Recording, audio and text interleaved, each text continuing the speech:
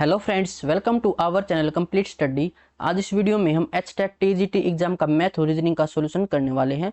और मैथ और रीजनिंग से टोटल इसमें 20 क्वेश्चंस पूछे गए थे। क्वेश्चन नंबर 1, इसमें हमें असंगत को निकालना है। तो देखो, रेक्टेंगल, स्क्वायर, क्यूब और ट्राइंगल। तो रेक्टेंगल, स्क्वायर और ट्राइंगल ये है 2D फिगर, और जो क्यूब है ये हमारा है 3D फिगर। तो 3D फिगर क्यूब ये एक ही है, ये इससे अलग हो जाएगा। नेक्स्ट, एक वस्तु को 153 रुपए में बेचने पर एक व्यक्ति को 10% की हानि होती है। 20% लाभ प्राप्त करने के लिए उसे कितनी राशि में बेचना चाहिए? तो कॉस्ट प्राइस मान लेते हैं 100% है, फिर 10% की हानि होती है, तो हमने इसको 90% में बेचा होगा, और ये वैल्यू हमें दे रखी है 153। पूछा गया है 20% लाभ प्राप्त करने के लिए, तो हम इसको 120% में बेचेंगे, और ये वैल्यू हमें निकालनी है। सिमेट्री लगाएं तो हमें ये पता कि 17 निम्न 153 होता है, यानी कि 17 से मल्टीप्लाई कर रखी है और फिर 10 से डिवाइड कर रखा है। तो 120 को भी हम 17/10 से मल्टीप्लाई कर देंगे। तो 0 से 0, फिर 17 दूनी 34, इकाई अंक 4, दो ऑप्शन में और सोल्व कर लेते हैं। 17 एकम 17 और 3 20, यानी 204। तो ऑप्शन 1 इसका राइट आंसर होगा। Next, A, B, C, D और E एक वर्ताकार मेज के चारों ओर केंद्र की ओर मुंह करके बैठे हुए हैं। तो एक सर्कल ड्रॉ कर लेते हैं।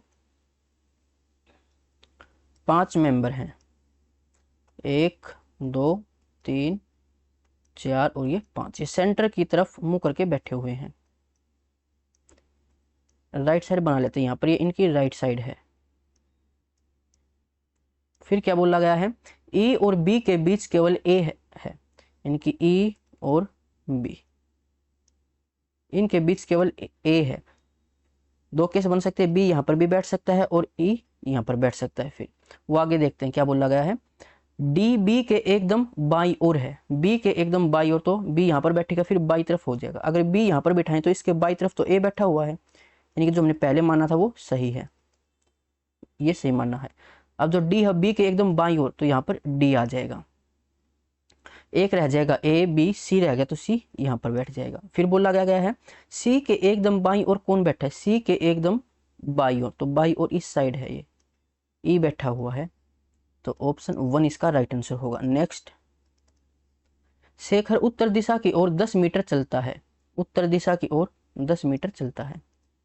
उसके बाद फिर वह दक्षिण दिशा की ओर, यानी कि फिर वापस आएगा, 6 मीटर चलता है। मान लेते हैं यहाँ तक चला वो 6 मीटर, तो ये डिस्टेंस कितनी रह जाएगी? 4। अब यहाँ पर है वो। उसके बाद फिर वह पूर्व दिशा की ओर 3 मीटर चलता है, यहाँ से 3 मीटर पूर्व दिशा की ओर चला वो, अब यहाँ पर है।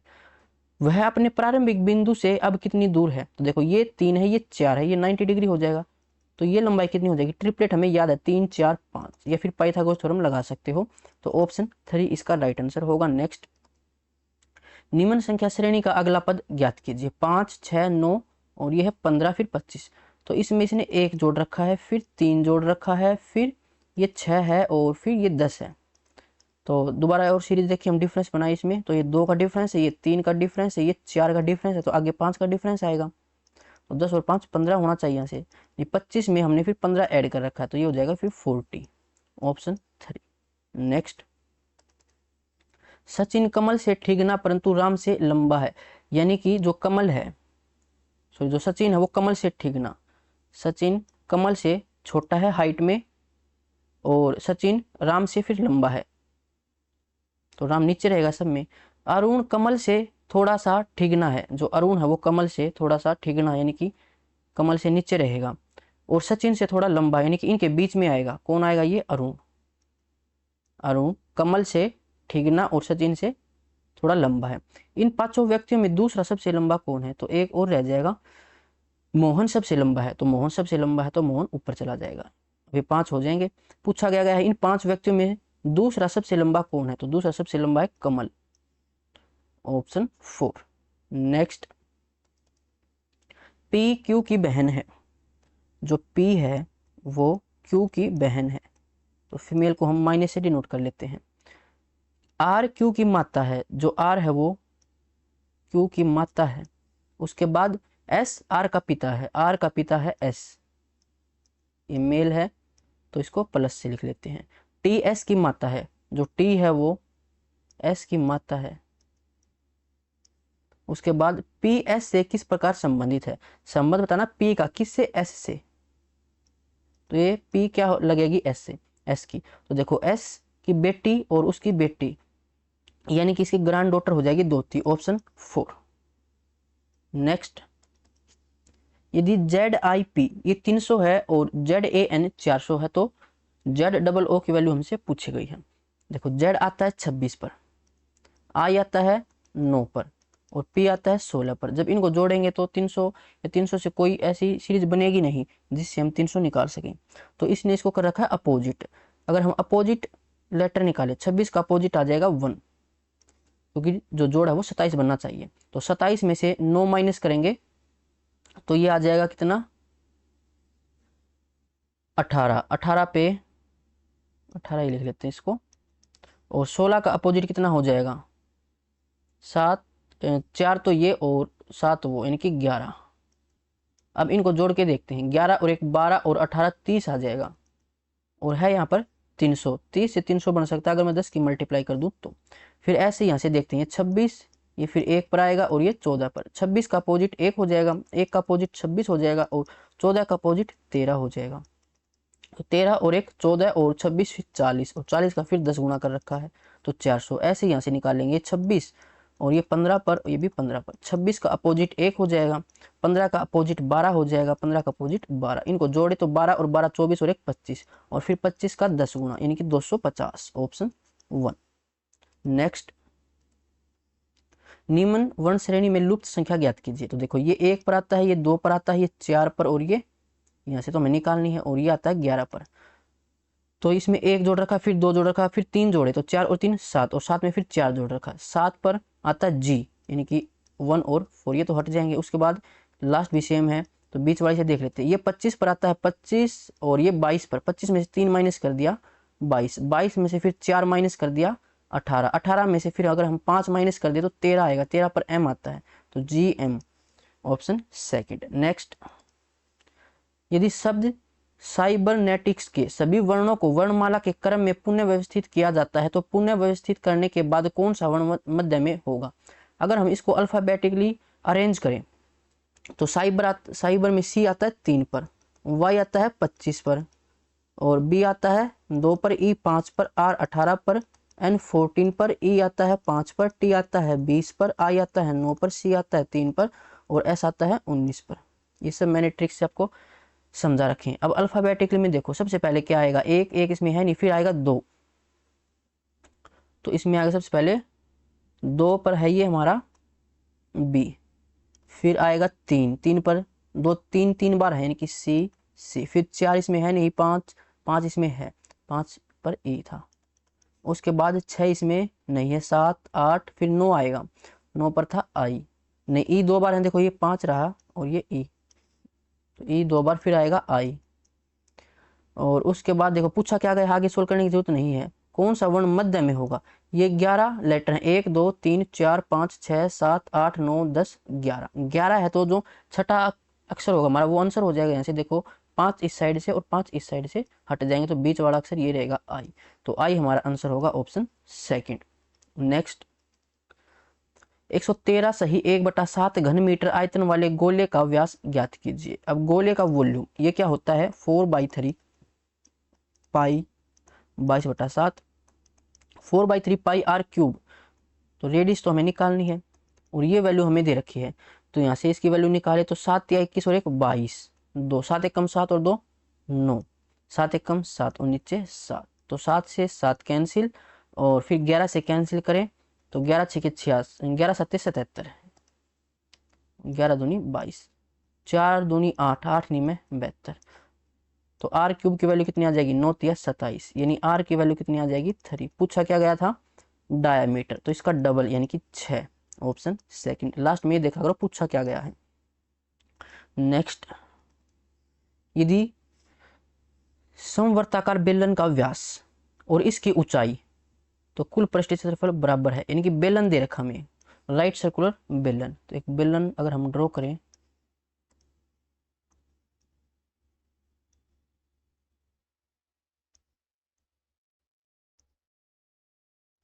तो इसका व्यास 28 यानी कि रेडियस 14 हो जाएगी और हाइट हो जाएगी फिर 20।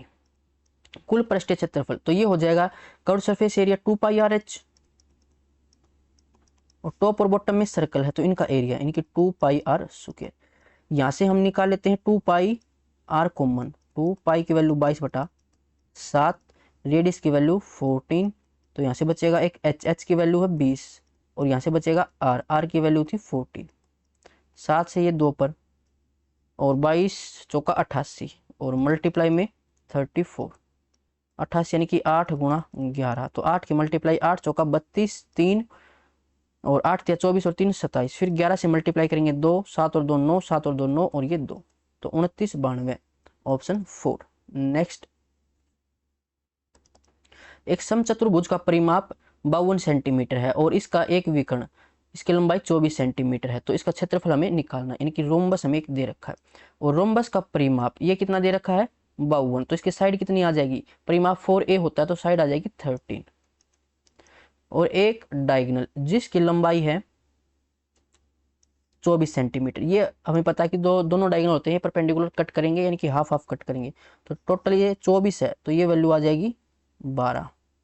यहाँ पर 90 डिग्री कट करेंगे तो एक ट्रायंगल बन जाएगी, राइट एंगल ट्रायंगल। इसमें ट्रिपलेट हम लगा सकते हैं या फिर ट्रिपलेट आपको ये नहीं आती तो आप लगा सकते हो पाइथागोरस थ्योरम। तो 5 12 13 ये हमें पता है, ये 5 है तो ये भी 5 होगी। अब एरिया होता है 1/2 मल्टीप्लाई में डायगोनल 1 मल्टीप्लाई डायगोनल 2, तो एक डायगोनल 24 और दूसरा डायगोनल आ जाएगा 10, 2 से कैंसिल 12, 12 गुणा 10 120, ऑप्शन सेकंड। नेक्स्ट, एक समवर्तीय शंकु की त्रिज्या और ऊंचाई में इतना अनुपात है, यदि इसका आयतन 314 मीटर क्यूब है तो इसके आधार का व्यास हमसे पूछा गया है। एक कोण हमें दे रखा है और इसकी रेडियस कितनी है 5 तो इसको मैं 5x मान लेता हूं और हाइट हो जाएगी इसकी 12x। अब इसका वॉल्यूम होता है 1/3 पाई, पाई की वैल्यू 3.14, तो नीचे आ जाएगा 100 पॉइंट हटाने के बाद 1/3 पाई r स्क्वायर, तो 5x मल्टीप्लाई 5x मल्टीप्लाई में हाइट 12x, ये हो जाएगा वॉल्यूम। और ये हमें 314 दे रखा है, तो 314 से 314 कैंसिल, 5 गुणा 5 25, 25 चौका 100, 4 3 12 से 12 कैंसिल, तो x क्यूब की वैल्यू 1 है तो x की वैल्यू भी 1 हो जाएगी। रेडियस कितनी थी हमारी 5x यानी कि रेडियस 5 हो जाएगी, तो डायमीटर कितना हो जाएगा इसका डबल यानी कि 10, ऑप्शन 1 हो जाएगा। नेक्स्ट, ये ट्रिग्नोमेट्री से sec 90 माइनस थीटा, ये क्या होता है जब 90 और 270 में से माइनस करते हैं तो ये चेंज हो जाता है, तो sec किस में चेंज हो जाएगा, sec चेंज हो जाएगा कोसेक में, तो cosec a minus cot a और फिर ये कोस 90 माइनस थीटा तो ये हो जाएगा साइन थीटा यानी कि साइन a, और ये tan 90 माइनस थीटा यानी कि कोट a। उसके बाद कोसेक, कोसेक को लिख सकते हैं 1/sin, माइनस कोट को क्या लिख सकते हैं हम कोस a डिवाइड में साइन a, मल्टीप्लाई में ये साइन a है, मल्टीप्लाई में कोट को कोस a डिवाइड में साइन a, तो साइन a से साइन a कैंसिल, डिनोमिनेटर में सेम है तो डायरेक्ट इसको माइनस कर सकते हैं, तो 1 माइनस ये हो जाएगा cos square, 1 minus cos square a divide में sine a, 1 minus cos square theta ये होता है sine square theta, sine square a divide में साइन a, साइन a से साइन a कैंसिल करेंगे तो बचेगा साइन a क्योंकि ऊपर साइन स्क्वायर था, ऑप्शन 4 हो जाएगा। नेक्स्ट, यदि एक मीनार की ऊंचाई 2√3 मीटर है तो इसकी छाया की लंबाई 2 मीटर है तो सूर्य का उन्नयन कोण बराबर होगा। एक बिल्डिंग है और ये हो जाएगी इसकी परछाई की लंबाई, ये हमें दे रखी है 2 मीटर और जो हाइट है इसकी ये 2√3 है, ये 90 डिग्री होता है। अगर देखो ये x है तो ये कितना है √3x, तो मैंने बता रखा है अगर यहाँ पर 30 डिग्री होगा और इसके सामने x है तो 60 के सामने √3x होता है, ये सारी वैल्यू मैंने याद करवा रखी है, तो यहाँ पर 60 डिग्री होगा तभी ये पॉसिबल है, तो ऑप्शन 3 इसका राइट आंसर हो जाएगा। डायरेक्ट सोल्व हो जाता है ऐसे नहीं, फिर ट्रिग्नोमेट्री से उसके फॉर्मूले लगा के इसको सोल्व करना पड़ेगा। 20% चक्रवृद्धि ब्याज पर एक धनराशि न्यूनतम कितने पूर्ण वर्षों में दुगने से अधिक हो जाएगी, तो इसको रेशियो मेथड से कर लेते हैं। 20% 1/5, तो अगर प्रिंसिपल 5 है तो एक का इंटरेस्ट लगकर अमाउंट 6 हो जाएगा। पहला ऑप्शन उठाऊं मैं, इसको बाई ऑप्शन करना पड़ेगा हमें, 2 वर्षों के लिए है तो 5 से 6, तो ये हो जाएगा 25 और ये हो जाएगा 36, ये हमारा प्रिंसिपल ये अमाउंट। तो देखो इसका दुगने से ज्यादा हुआ क्या, 25 से का दुगना 50, उससे कम रह गया यानी कि 1 तो नहीं हो सकता। 3 उठाऊं मैं तो फिर 5 से 6 3 बार लिखना पड़ेगा इसको और ये हो जाएगा फिर 125 और इस साइड हो जाएगा 216। तो देखो अब इसका डबल से ज़्यादा नहीं हुआ, डबल 250 होगा, उससे कम ही रह गया, यानी कि 3 भी नहीं हो सकता। फिर 4 उठाते हैं, न्यूनतम पूछा गया ना तो पहले छोटी संख्या उठा के हमें चेक करनी पड़ेगी। 4 से चेक करें तो एक 5 और लिखना पड़ेगा और यहाँ पर 6, 4 बार इसकी वैल्यू लिखनी पड़ेगी। तो ये हो जाएगा 25 का स्क्वायर 625, और यहाँ पर 216 की 6 से मल्टीप्लाई और कर देते हैं, तो 6 6 36, 3 6 कम 4 3 9 और 6 दूनी 12। तो देखो क्या इसका डबल से ज़्यादा है, ये इसका डबल 50 और ये 12, तो 12 50 से ज़्यादा है बिल्कुल। तो ऑप्शन 3 इसका राइट आंसर हो जाएगा। और आगे चेक करेंगे तो आगे तो डबल से ज़्यादा आता ही जाएगा, इसने न्यूनतम पूछा है तो 4 इसका आंसर होगा, यानी कि ऑप्शन 3 और वैल्यू 4। 11 से 50 तक ऐसी कितनी संख्याएं हैं जो 7 से पूर्णतः विभाजित होती हैं परंतु 3 से नहीं। 7 से भाग होती हों और उनमें से फिर वो देखने की 3 से भाग नहीं होती हों। और 11 से 50 के बीच, तो 7 से भाग होने वाली पहली संख्या 7 होती है, लेकिन वो 11 से छोटी रह जाएगी, तो सेकंड होगी 7 गुणा 2, फिर हो जाएगी 7 गुणा 3, 7 गुणा 4, और ऐसे ही लास्ट की संख्या 7 गुणा 7, 7 7 49, इससे नीचे रहेगी। तो इन संख्याओं में ऐसी संख्या भी जो 3 से भाग होती हूँ, ऐसा तो है नहीं कि इसमें 3 होगा 12 होगा, ऐसी संख्या है जो 7 से भाग होती हूँ लेकिन 3 से नहीं, तो वो हमें 21 से चेक करना पड़ेगा इसके एलसीएम से। तो इनके बीच आएगा एक तो 21 गुणा 1, एक 21 गुणा 2। यहाँ पर ये संख्याएं हैं, देखो ये तो हो जाएगा 14, ये 21, ये 28, ये 35, ऐसे वैल्यू हो जाएंगी। ये निकालनी नहीं है आपको, मैं समझाने के लिए बता रहा हूँ।